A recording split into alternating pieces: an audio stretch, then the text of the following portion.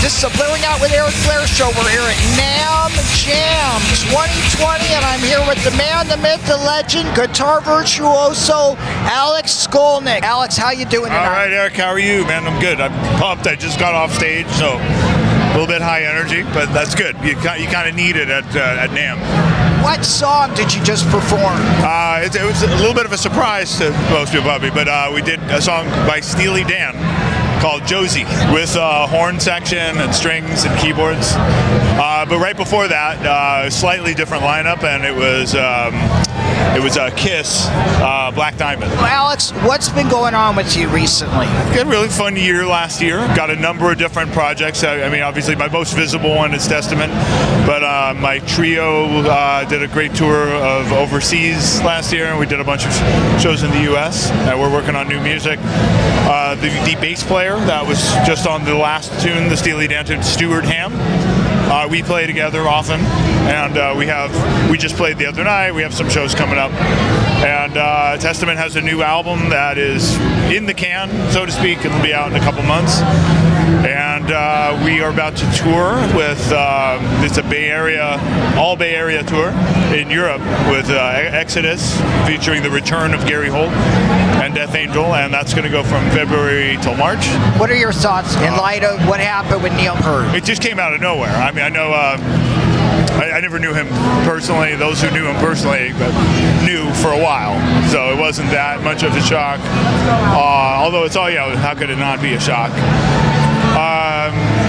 Yeah, I mean, what can you say? I had just recently started listening to Rush more intensely, more focused on the drums. And it was strange. I had this extra urge to air drum, and this happened. I'm just grateful for the music. I'm grateful. I got to see them on the Clockwork Angels tour, and I'd seen them only once before, back in high school. So I'm just really glad when I saw them. They were just in full form, and you would never know. So I'm so glad. I'm just thankful for the music and for him. And what an amazing person and lyricist, thinker. Big inspiration for those of us that don't always fit in. It's like he's a huge inspiration. So not just to drummers. There's been word about Eddie Van Halen is such a pillar of my youth. Right, a lot of us. Yeah. I mean, he's another. He's in a different way. He's a treasure. More for guitar players, but both those guys just had to changed how everybody plays their instrument. There's very few of us that do that, even among some of the the busiest, most visible musicians out there.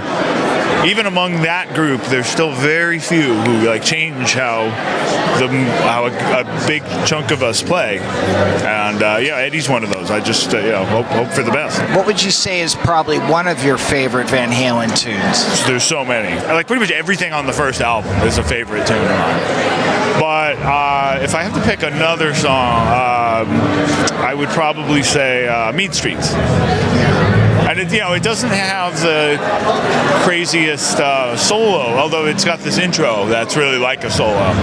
That's just game changing. So I just think that's one of my favorite grooves, favorite tone, the attitude of the lyrics, and I like the happy stuff too. I like Dance the Night Away. It's a fucking great song. I don't care. It still hits you hard, but that's Mean Streets is a tune where the attitude is really, it's very kind of metal.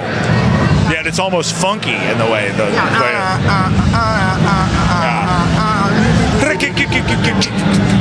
It's just the riffs are so strong. It just hits really hard. It's definitely, I don't know if there were any singles off of it. I don't think so.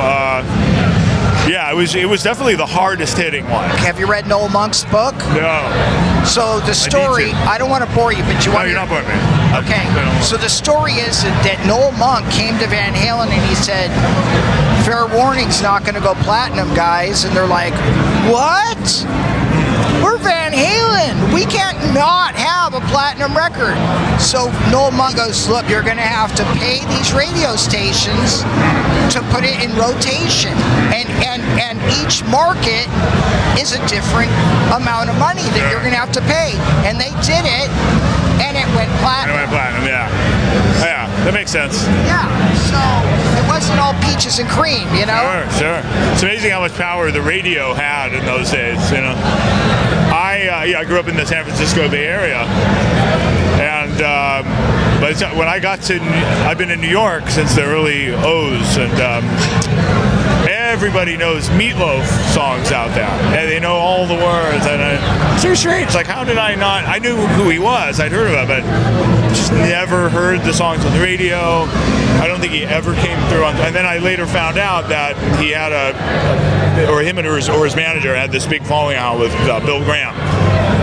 And yeah, you don't, in those days, you don't piss off Bill Graham. What do you love about the endurance that a Testament has had over the years? How comfortable does that make you feel as an artist? Well, you know, I think it came as a surprise to all of us.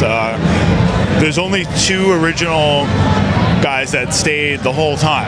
You know, people talk about the band being around for 30 years. Well, I was gone almost half that time. I was there the first wave to help, and then when I came back, I helped with the resurrection. And it's just been building since then, and it's been amazing. I mean, I think all of us, even Chuck and Eric, we all sort of thought, all right, we'll give it a shot. You know, there's probably, who knows how much interest there is in this music, but it keeps, the audiences keep, they keep getting younger. A lot of, some original fans still keep coming, but for every original fan that sort of slows down and just doesn't go to many concerts anymore, there's even more, younger people first getting into the music. So it's very cool. What's next for you? After this, I'm home for a week, and then February I start the Testament tour. I'll be gone for 6 weeks about, and then that's our record cycle starts. So in between, I'll be recording new music with my trio, and I have a few odds and ends gigs in between, but a lot of touring. Thank you for being such a kind, awesome dude. My pleasure. We appreciate Thank it, you Alex. for representing and flying the flag for our music. The Blairing Out Show.